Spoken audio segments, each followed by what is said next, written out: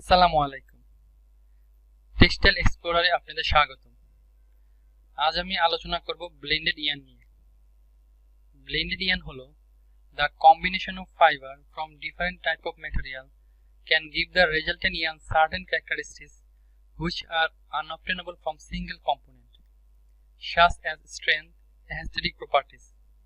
That's why blending is a common practice in spinning.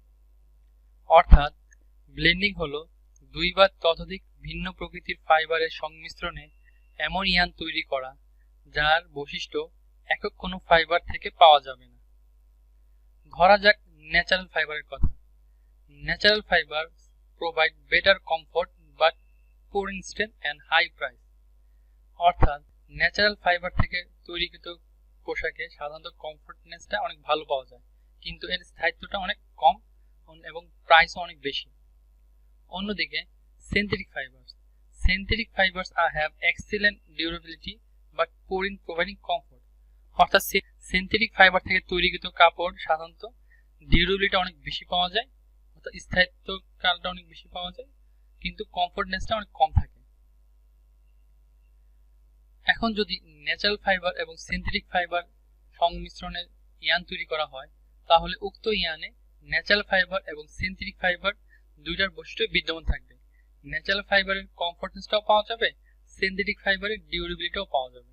এর জন্যই সাধারণত ব্লেন্ড করা হয়ে থাকে। এখন আসা যাক পিসি সিবিসি কি। পিসি মিন্স পলিস্টার কটন এবং CBC means chief value of cotton. ধরা যাক পলিস্টার ফাইবার এবং কটন ফাইবার এর সংমিশ্রণে একটি ইয়ার্ন তৈরি করা হলো।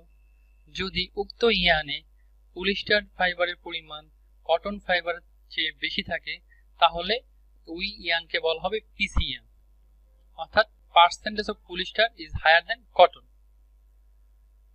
যদি কোনো ইয়ার্নে লেখা থাকে যে 65-35 পিসি, এই 65-35 পিসি বলতে বোঝায় উক্ত ইয়ার্নে পলিস্টার এর পরিমাণ 65% এবং কটনের পরিমাণ 35%।